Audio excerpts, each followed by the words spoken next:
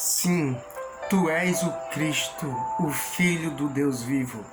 Está na hora da igreja olhar para dentro de si mesmo e olhar para os altos céus, aonde o nosso Senhor está sentado à direita de Deus, e dizer com toda a sua convicção, com toda a força da sua alma: sim, eu creio, eu tenho certeza que tu és o Cristo, o Filho do Deus vivo. Ah, meus amados irmãos, quando a igreja entender que ela mudou porque perdeu algumas convicções, ela vai entender que precisa voltar, que precisa rever o caminho que ela tem trilhado até hoje. Talvez você, ao ouvir essa mensagem, tenha também mudado com o passar do tempo. Afinal de contas, quem não mudou? Quem não passou por um processo de mudança? Quem não deixou, quem não perdeu algumas convicções que tinha com o passar do tempo? Mas é tempo de voltar. É tempo de olhar novamente para o Cordeiro de Deus e ter certeza de que ali está a nossa salvação. A igreja mudou porque ela perdeu a convicção do Senhor a quem ela serve. Quando o apóstolo Pedro disse: tu és o Cristo, o Filho do Deus vivo, ele estava dizendo: mesmo que ninguém saiba quem tu és, Senhor, eu sei muito bem quem o Senhor é. É essa convicção que a igreja precisa voltar a ter. E ela perdeu. A igreja perdeu duas coisas com o passar do tempo. A primeira é a convicção do Senhor que ela serve. A convicção, a certeza. E a segunda coisa foi perdida com o passar do tempo. A firmeza da relação Senhor e servo que existe, que deve existir entre Jesus e a igreja. Ele é Senhor? Se Ele é Senhor, existem algumas coisas que são inegociáveis.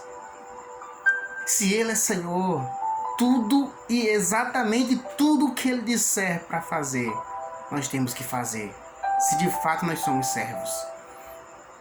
Infelizmente, com o passar do tempo, a igreja tem perdido este vínculo, essa certeza e essa ideia de que Ele é Senhor e nós somos servos. Ela perdeu com o tempo. De modo que existem alguns valores que são inegociáveis, ela passou a negociar, a querer negociar com o Senhor. Como pode um servo ou um escravo querer negociar com o seu Senhor? Como pode eu, como alguém que estava abandonado, que estava perdido, que não tinha convicção de salvação, que não tinha perspectiva de vida eterna, eu estava arruinado, arrasado, e a Bíblia nos declara que nós estávamos como ovelhas que não têm pastor. E agora eu sou resgatado por esse amor, eu sou alcançado por essa graça. E eu sou alcançado não porque eu tenho alguma coisa boa, não porque eu tenho algum mérito, não porque os meus caminhos e as minhas obras são boas, não. Eu sou alcançado por este amor, por esta graça, porque simplesmente Ele olhou para mim e desejou me amar. Ele quis me amar incondicionalmente. E agora Ele me tira do lugar do lixo, Ele me tira do monturo, Ele me tira do caminho da perdição, Ele me tira do esquecimento e me leva para a sua presença. E agora, como posso eu negociar alguma coisa com Ele? Como poderia eu agora tentar negociar com Deus, com o Senhor da vida? Não tem como, mas é exatamente isso que a igreja tem feito nos últimos dias. Não, disso eu falo, disso eu prego. Isso é mais importante. Um detalhe, uma coisa que tem feito a igreja mudar com o passar do tempo, é porque a igreja começou a colocar coisas secundárias no lugar de Cristo. O lugar de Cristo tem sido substituído por coisas secundárias. os templos, as logísticas, os eventos, as participações nos cultos, os cantores, os pregadores, tudo isso é secundário. Mas a verdade é que isso tem tomado um lugar que é de Cristo num culto. E aí quando a gente começou a retroceder. A expectativa de um culto é mais pelo cantor, pelo pregador, pela logística, pela organização, pela instituição, do que pela presença do Senhor no seio do culto, envolvendo a vida dos irmãos. Isso tem feito a igreja mudar. Isso tem colocado no coração da igreja uma perspectiva de que culto, o centro do culto, está um evento, está uma organização, está um artista. Esse é um dos motivos por que a igreja mudou. Coisas secundárias não podem ocupar o lugar de Cristo. Está na hora da igreja fazer como o apóstolo Pedro fez. É hora da igreja olhar para o mundo ao seu redor e dizer, por mais que tenham organizações que não saibam quem tu és, por mais que tenham instituições, governos, nações, pessoas, artistas que não saibam quem tu és, mas eu sei exatamente quem tu és. Para eles, o Senhor pode não ser nada, mas para mim, para nós, como igreja, tu és o Cristo, o Filho do Deus vivo. Tu és aquele que nós estamos aguardando. Amados, a palavra Cristo quer dizer Messias, quer dizer enviado. Pedro, quando dizia tu és o Cristo, na verdade ele estava dizendo, eu creio que tu és aquele que é mencionado em toda a Escritura a respeito da vida do Messias. Eu creio que tu és esse Messias. Eu creio que tu és aquele de quem falou o profeta Isaías, de quem falou o profeta Jeremias, de quem falou o profeta Ezequiel. Eu creio que tu és este Messias, o tão aguardado Messias. É o momento da igreja olhar para dentro de si mesmo e olhar para o Senhor da vida e dizer, eu creio que tu és aquele que há de vir. Você sabia que tem muitas igrejas que não conseguem mais pregar sobre arrebatamento? Não conseguem mais. E sabe por quê?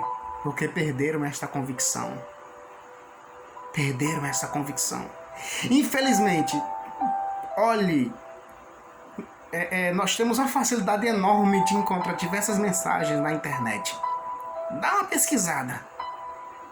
Algumas mensagens que são profundas, que são raízes do cristianismo, do evangelho, tem sido perdida.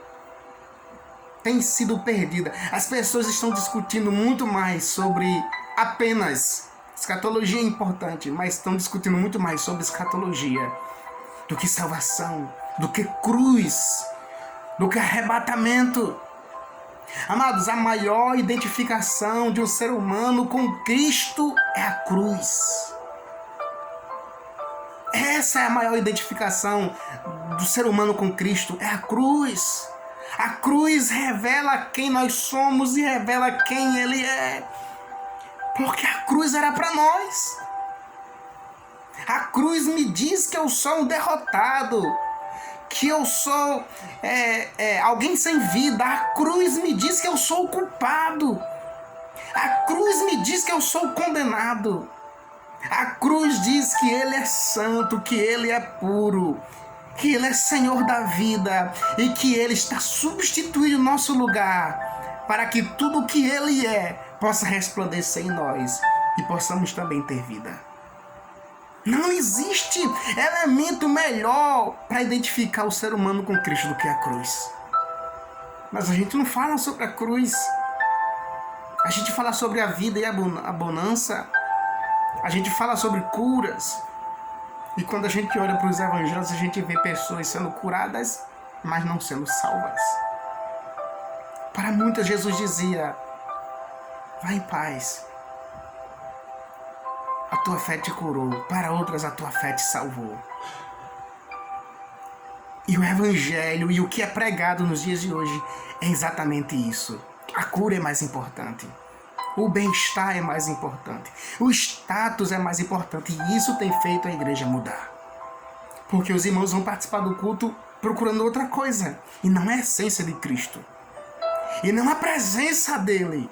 E não envolvimento, e não uma vida relacional com ele.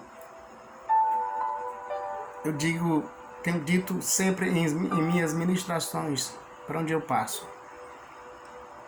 Não existe mais expectativa pelo culto, pela presença do Senhor, pelo envolvimento do Espírito Santo no culto. Não existe mais. Não existe mais. Hoje, se Jesus fizesse essa mesma pergunta, a pergunta que fez para os discípulos fosse fazer para nós, muitas igrejas não teriam condições de responder firmemente como Pedro respondeu. Muitas igrejas não teriam condições. Alguns viriam com lero-lero, um papo furado. Alguns viriam com suas teorias, com argumentos diversos. Não seriam contundentes, não seriam convincentes, não seriam firmes. Porque o texto deixa claro que existia oscilação, que existia dúvida a respeito da deidade de Cristo nos corações das pessoas. Deixa claro isso. Eles não sabiam quem era Jesus. Eles não sabiam quem era Jesus. Veja bem, o versículo 14 diz: e eles disseram, uns João Batista, outros Elias, outros Jeremias, ou um dos profetas. Veja a falta de firmeza. Veja como eles não sabiam quem era Jesus. Para muitos era apenas um profeta, um pregador. Os discípulos sabiam quem ele era. Pedro sabia quem era ele. E isso por duas razões. Primeiro, porque Pedro estava se relacionando com Jesus. Ele caminhava com Jesus. E segundo, porque Pedro abriu espaço na sua vida para vir uma revelação, para o Espírito Santo confirmar dentro dele que aquele ser que ali estava não era apenas um profeta, mas era o próprio Filho do Deus vivo. A igreja precisa voltar a ter esses dois princípios: um relacionamento profundo com Jesus. E segundo, está aberto para receber esta revelação, esta confirmação. A igreja tem mudado. Aí você vai falar assim, mas e agora? É o fim da linha? Não tem mais jeito? Tem jeito sim. Tem jeito sim. E por uma única razão. Porque o dono da igreja permanece sendo o mesmo. Não alterou de dono, não. A igreja é o mesmo. O dono da igreja é o mesmo. Não teve mudança de dono, não teve mudança de trono, não teve outro que ocupou o lugar majestoso no centro, no coração da igreja, no mundo. Não teve outro. Permanece sendo ele. Permanece sendo aquele que estava naquele conjunto de reuniões com os discípulos, naquele momento particular, íntimo. É o mesmo que Pedro o viu e apontou e disse: eu sei quem tu és o Cristo. Ele mesmo, ele continua sendo o dono da igreja. Ele continua tendo o papel principal nos passos, no caminhar dessa igreja. E é por isso que a igreja não tem definhado, morrido de vez.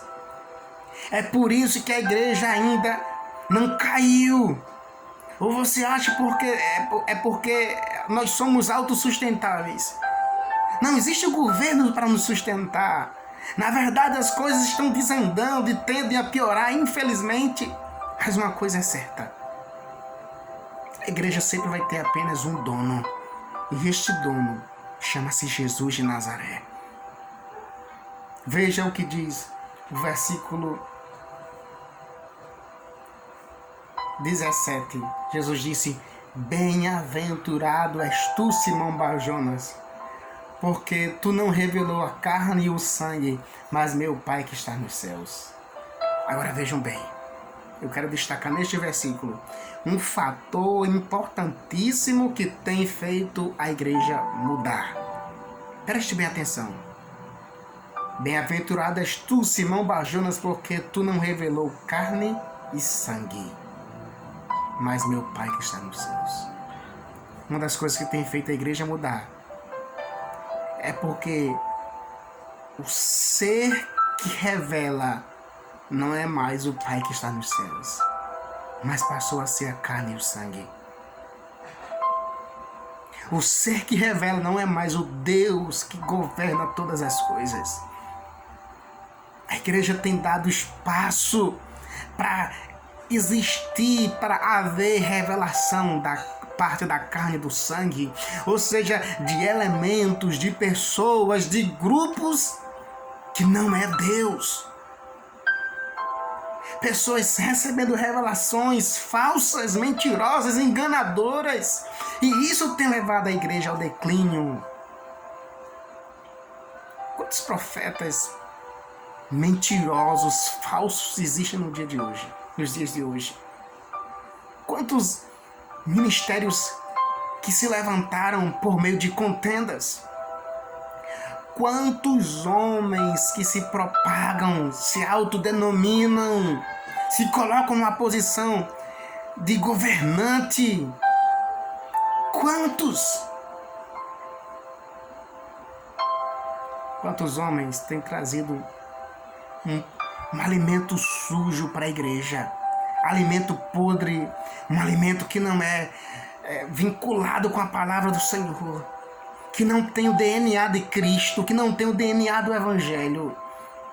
A igreja começou a mudar quando começou a permitir esse tipo de revelação. E pense bem, além disso, além da igreja permitir a falsa revelação no meio dela, ela permitiu também que a revelação verdadeira, o tempo de exposição, ela fosse resumida. Se cansa ao ouvir uma mensagem. As pessoas não dão mais tempo para a mensagem. Não dão mais tempo para a mensagem. Esse mesmo vídeo que eu estou gravando agora e estaremos disponibilizando, dificilmente alguns assistirão do início ao fim, porque tem causado comichão nos ouvidos. As pessoas não têm entendido que um fator principal para o crescimento de uma igreja é a exposição da palavra, é as Sagradas Escrituras. Tem feito a igreja mudar o espaço para a revelação de carne e sangue, de elementos, de coisas, de pessoas que não vêm de Deus. E isso mata, isso faz a igreja murchar, isso faz a igreja definhar. Jesus estava dizendo: Pedro, você é bem-aventurado, você é feliz. Mas é feliz por quê? Você é autossuficiente? Você é o todo-poderoso? Você é o sabichão? Não, Pedro, você é bem-aventurado, você é feliz, porque a revelação que você recebeu não foi de A, de B, de C. Não foi de um irmão, um pastor, um líder que tem apenas a aparência, mas a vida é destruída. Não, você é feliz, você é bem-aventurado, porque a revelação que você recebeu veio direto do trono de Deus. A igreja precisa voltar a receber esse tipo de revelação. É a exposição da palavra, simplesmente ela. A exposição da palavra. Seguindo no texto. Também eu te digo que tu és Pedro, sobre esta pedra edificarei a minha igreja, e as portas do inferno não prevalecerão contra ela. As portas do inferno não prevalecerão contra ela. Um outro fator que eu destaco como mudança, como um fator que tem causado uma mudança na igreja nos últimos tempos, é porque ela